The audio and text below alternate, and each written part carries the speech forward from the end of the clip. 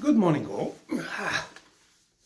Here we go with the second video since one from yesterday steered bit of a comments like, oh my god, are you faking this? Is this confession? No, it isn't. It's just how easy it can be to fool people, and don't fall for it. A great example is it used to be on Netflix, but I can't find it anymore. Documentary is called Great Beltracci. He did, he faked so many paintings and stuff like that.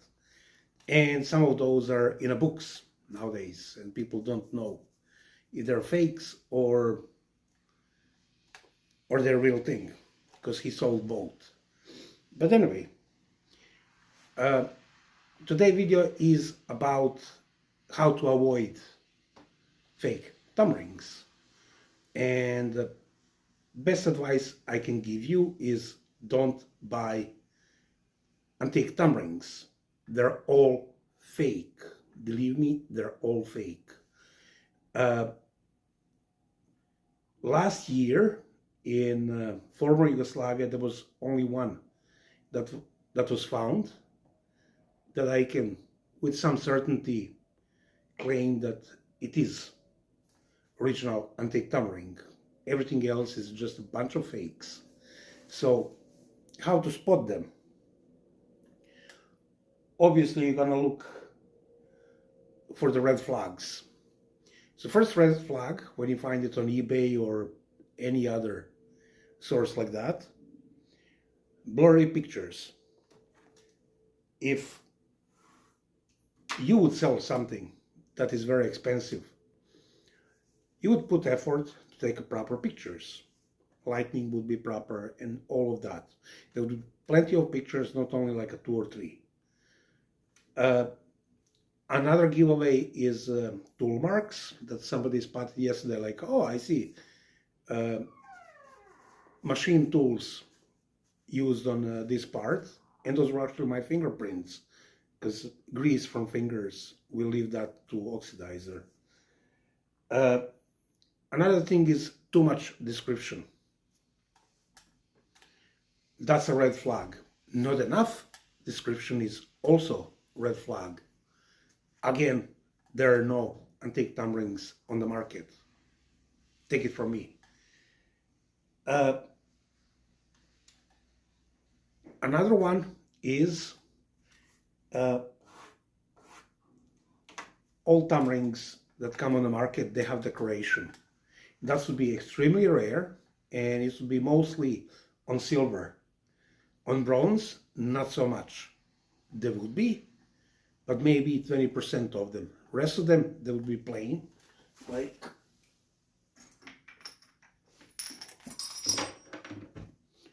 so. Nothing on it. It would be utilitarian. Also, when you find the dragons, when you find the Roman legion inscription, oh boy, this one was found in Britain, and I'll put logo of I don't know, 7th Legion or whichever is suspected to be there. Those are all red flags, and don't fall for it. Definitely not from Britain. I mean, there are more British thumb rings on the market than there are ones from Balkans or Anatolia. Isn't that red flag?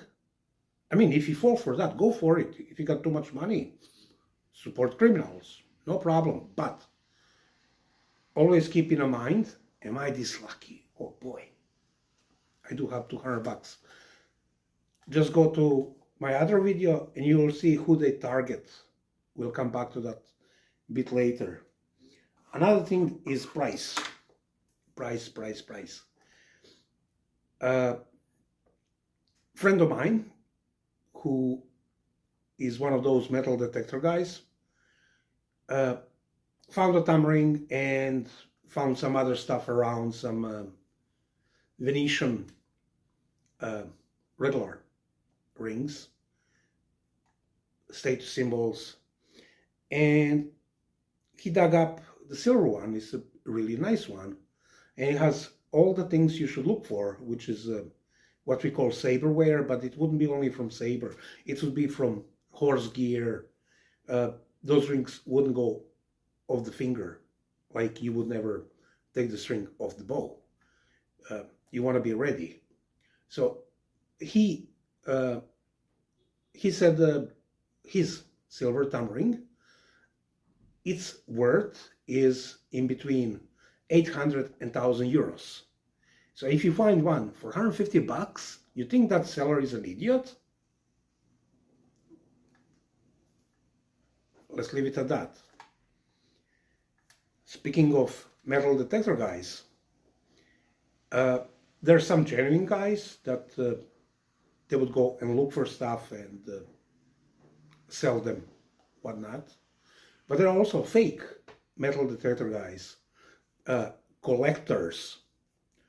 They would buy stuff of them and then smuggle them to Western Europe and sell it from there.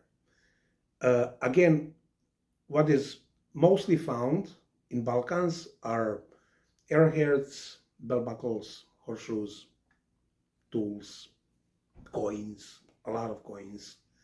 So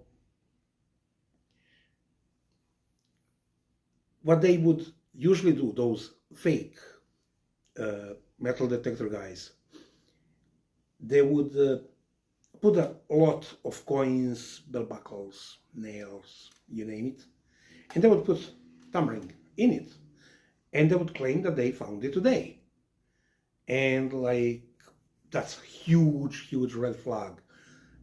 You don't know what it is, but you clean this one, you didn't clean the rest of the stuff. I mean, if you fall for it, go buddy, today is your lucky day. You got it. Odd shapes of thumb rings, my God. But still people are falling for it, and I can't blame those criminals. For me, they're criminals, they're cheating people. Also, location and fake story. I almost fell for it myself. Some guy from Croatia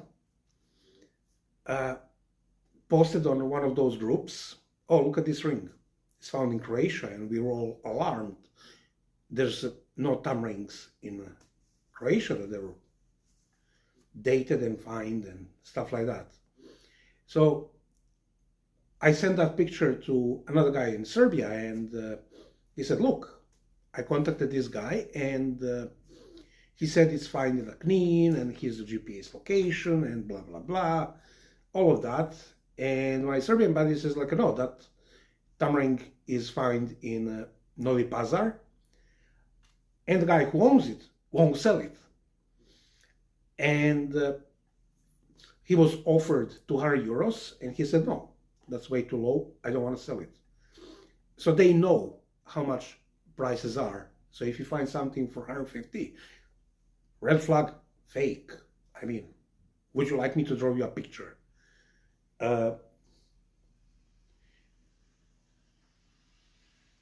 Another thing is why we don't have more thumb rings on the market. Real ones. Fakes are plentiful. Like one of those fake detector guys told me, once I pick it up, it doesn't grow back. In the last 20 years, everybody and their mother went and looked for those arrowheads, Roman coins, you name it. They even went through archaeological sites off-season and tried to pick. So there's nothing, I mean, almost nothing left. Not only on Balkans, but Anatolia, Britain, and you name it. It's very hard to find rusty nail. So you have to be aware of those as well. You have to understand that there's not much left. If they're struggling to find arrowheads, and there used to be much more arrowheads than thumb rings, if they can't find proper arrowheads, what changes? They're going to find bronze thumb rings with the Roman legion, insignia, and all the decoration. So what is a red flag? Biggest red flag is a affordable tamarind on the market. I really don't know how to explain to people that all that fake story, it was found in this fortress near to this church or something like that. A lot of shady area there. Another one that I fell for it is they film themselves when they find things. You know, metal detector, beep, beep, beep, and then they change it to other one, like a little one, and beep, beep, beep, and like, oh boy, look, you know. So what they do when they bake the wax into it, they put the soil or dirt on top of it, and it's all baked together. And they show you the video where they found it, how they found it, and then they clean it, and they sell you. So they put a little bit of work for 150 bucks. On the Balkans, that's a good daily wage. I mean, you have to work for less than that in Germany to save that much money, and here it's just like that. And it's a huge, huge market. One of those shady people, he told me this is a second industry only to drug trade. So you can imagine that the borders are melting, and it's very, very easy to fall for it. Quite a few things to look for. If it's on eBay, it's fake. If it's in one of those Facebook groups, look what I found, what is it and how much it costs, fake.